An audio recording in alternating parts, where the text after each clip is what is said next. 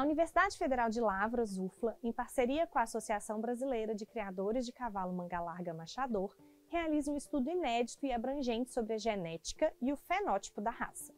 A primeira parte desse estudo é a caracterização genotípica desses animais, com a coleta de amostras de pelos de até 350 equinos da raça Manga Larga Machador e de diversas outras raças formadoras.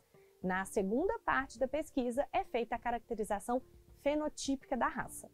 Qual é a relação entre as características estudadas nas duas fases da pesquisa? Bom, pessoal, então, o que a gente tem que focar aqui? Na primeira fase, na primeira etapa do estudo, eles coletam o genótipo, ou seja, eles fazem a caracterização genotípica. Então, ele coleta a amostra de pelo e identifica o genótipo, certo? Na segunda fase, o que ele fez?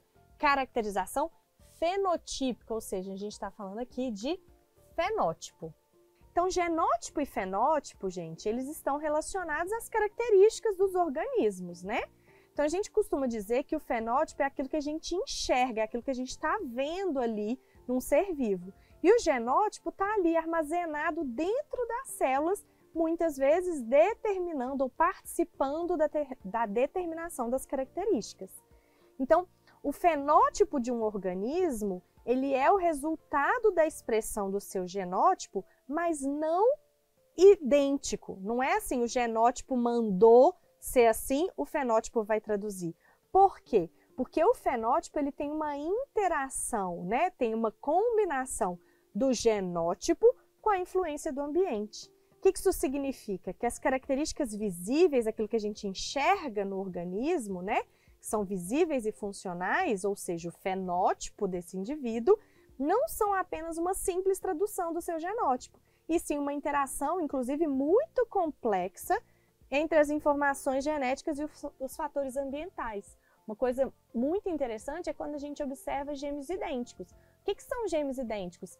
É quando você tinha um único óvulo, e esse óvulo lá na parte de desenvolvimento embrionário, por algum motivo, ele se divide e forma dois indivíduos. Só que eles formam dois indivíduos com genótipos idênticos. O núcleo dessa célula era um único, Então, eles são idênticos. Só que não necessariamente ao longo da vida, esses indivíduos vão apresentar características idênticas. Por quê? Eles podem ter contribuições do ambiente diferentes. Então, se são irmãos, um pratica atividade física e o outro não, por exemplo, eles podem ter diferenças na altura, eles podem ter diferenças no porte físico, exatamente porque o fenótipo, ele não é uma determinação única e exclusivamente do genótipo, ok? Mas a gente realmente tem que o fenótipo, ele é dado pelo genótipo, mais o ambiente, mais a influência ambiental, beleza?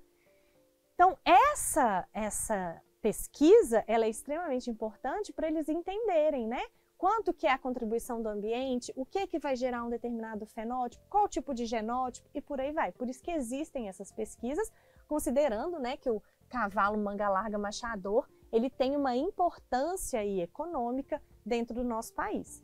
Então, a questão que é o quê? Que a gente dê a relação entre as características estudadas, ou seja, a relação entre genótipo e fenótipo. Vamos lá, letra A.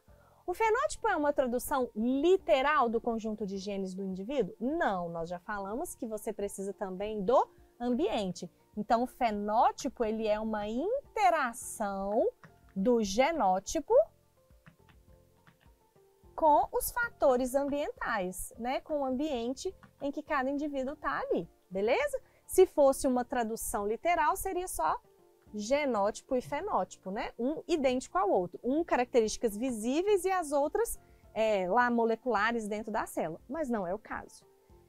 Letra B, o genótipo expressa as informações armazenadas em sequências do fenótipo? Não, pessoal? Então, o genótipo não armazena informações em marcadores específicos do fenótipo, ele contém informação genética que é expressa como fenótipo, tá?